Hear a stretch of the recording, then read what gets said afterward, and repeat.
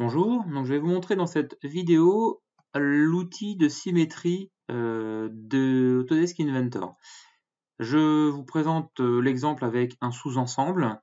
Il va fonctionner bien sûr avec de la pièce seule et je vous montrerai d'autres cas de figure ensuite.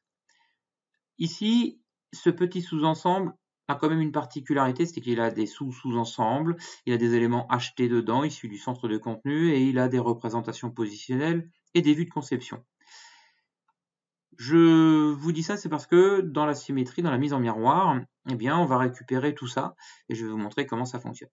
Donc je sélectionne mon sous-ensemble à mettre en miroir. Donc, on constate déjà qu'il a généré automatiquement je dirais une sélection des éléments à mettre en miroir et exclut finalement du miroir les éléments standards.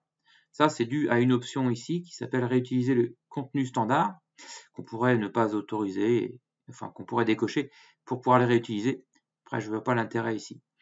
Par contre, je pourrais choisir de dire que mon vérin n'est pas réutilisé non plus et que certains composants ici ne nécessitent pas une mise en miroir, vu que ce sera la même pièce, mais qui est retournée. Alors sur de très très gros assemblages, ça peut être délicat à prendre un par un et savoir lesquels peuvent être retournés ou pas. Surtout qu'Inventor ne va pas savoir à votre place si vous voulez mettre en miroir ou pas l'objet, mais ou simplement le retourner au niveau position. Donc moi c'est un petit assemblage, je vais quand même gérer le truc correctement. Donc mon équerre ici, je vais la réutiliser, pas de raison de la mettre en miroir.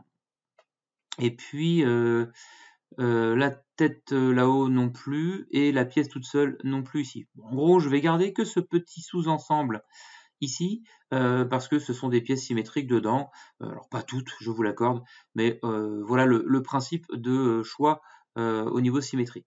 Alors je peux également bien sûr prendre le plan, j'aurais pu le faire avant, pour constater les notions de couleur. Et si je vous remontre d'ailleurs en recochant, je peux enlever de la symétrie, mettre en miroir, on a les codes couleurs qui apparaissent.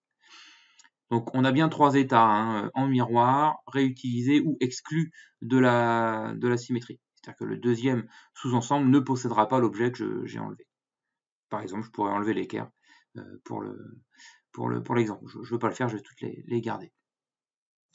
On va regarder les options par défaut, je vais faire suivant.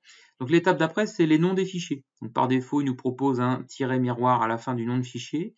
Je pourrais mettre sim par exemple, et instantanément ça se rajoute au niveau du nom.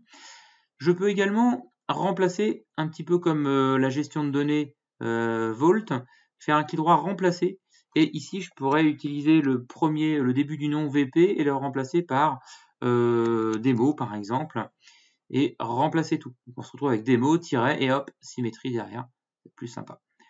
Donc je vais faire OK. Alors là, j'ai un truc, mais c'est pas normal, mais c'est pas grave. Je vais, pour avoir fait le test juste avant, pour je ne sais quelle raison, ma petite contrainte d'assemblage, enfin de position ici étant masquée. Je ne sais pas pourquoi.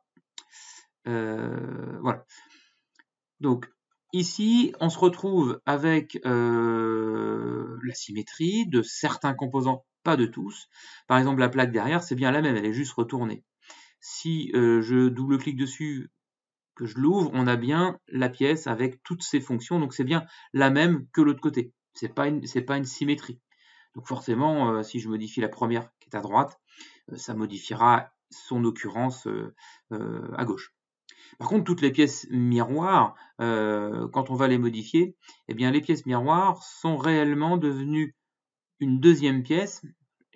Beaucoup de sous-niveaux, vous voyez, celle-ci était bien en miroir. On se retrouve ici avec une dérivation, qui est l'outil utilisé pour faire les pièces symétriques. Donc dans le contexte de l'assemblage, je décide si je garde des pièces ou si je les symétrise.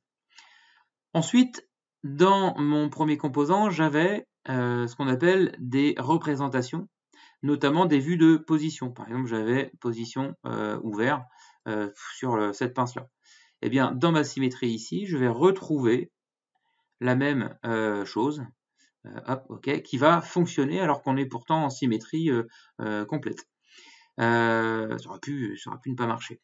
Alors, quand on a les mêmes noms comme ceci, l'avantage c'est qu'on peut prendre les deux d'un coup et aller chercher ici les niveaux d'informations qu'on veut récupérer. Pareil pour les niveaux de couleurs, hein, je peux faire un clic droit, représentation, j'ai pris les deux en même temps, et on a les vues de conception où j'avais dit voilà, j'avais un changement de couleur avec je cachais des éléments. Et donc il a bien, malgré tout, conservé les couleurs, même sur les pièces qui sont symétriques. Donc on garde l'effet qu'on avait au départ, avec des choix de couleurs, des choses de masquer, qui est répercuté sur l'ensemble mis en miroir. Pour vous montrer ensuite, je vais réactiver. Alors, c'est pas ça. Hop. Hop, je vais remettre en principal. Ok, voilà. Pour vous montrer un peu la mise en miroir, je vais modifier cette pièce-là. Elle était ouverte à côté.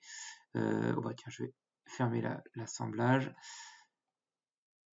Je vais le faire en interne ici. Voilà, je double-clique sur cette pièce-là pour la modifier. Hop.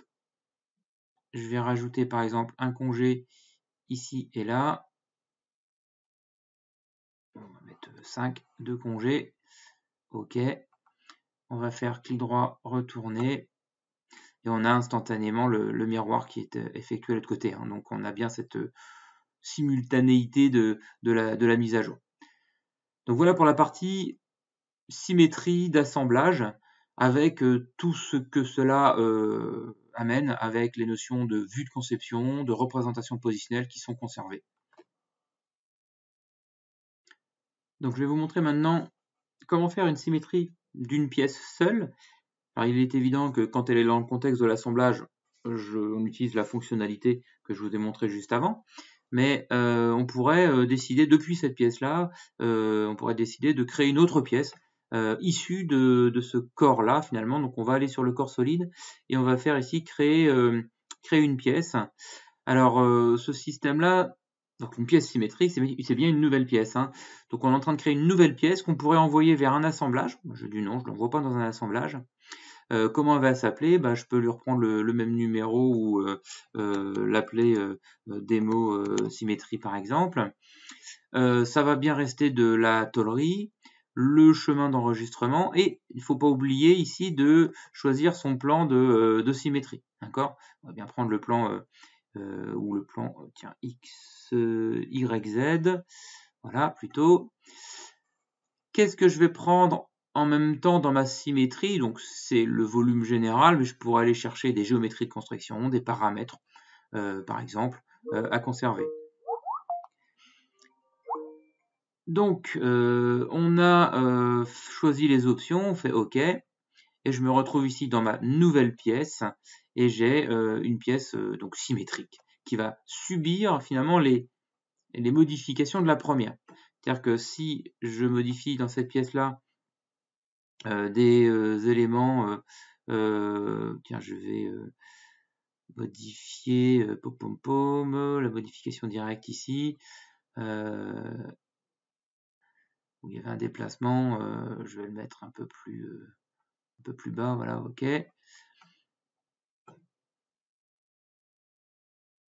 Hop, j'enregistre. Alors, c'est une modification directe parce que à l'origine, cette pièce était un import venant de l'extérieur. Je reviens ici, il y a un petit éclair qui apparaît, je fais mettre à jour et on a la pièce qui se met à jour. On a en fait toujours une tôle, même si ici c'est une dérivation, qui nous permet de créer une mise à plat sans aucun souci et on retrouve toutes les options de la tôle. On va conserver également les gravures, etc. Alors, attention, pièce symétrique, gravure à l'envers, hein, évidemment. Donc, à nous de réinverser le sens dans ce cas-là, de ne pas exporter ça, mais bon, c'est un cas particulier. Donc, juste la petite astuce là pour répondre à la problématique de gravure à l'envers dans une pièce symétrique, c'est de choisir une option particulière au niveau de la gravure. Ici, j'ai choisi de graver qu'un côté, ça pourrait paraître logique, mais si on modifie cette gravure et qu'on lui dit de traverser la face, eh bien on va avoir toujours un côté qui sera à l'endroit et un côté à l'envers. Et du coup, la répercussion qu'il y a sur la pièce symétrique on va se retrouver avec la même finalement mise à jour. Et on va avoir d'un côté, hop, voilà, l'écriture correcte. Voilà pour la petite astuce. Hein, c'est pas vilain. Ça fait je dirais une gravure à l'envers d'un côté, mais à l'endroit de l'autre, ça peut être la solution.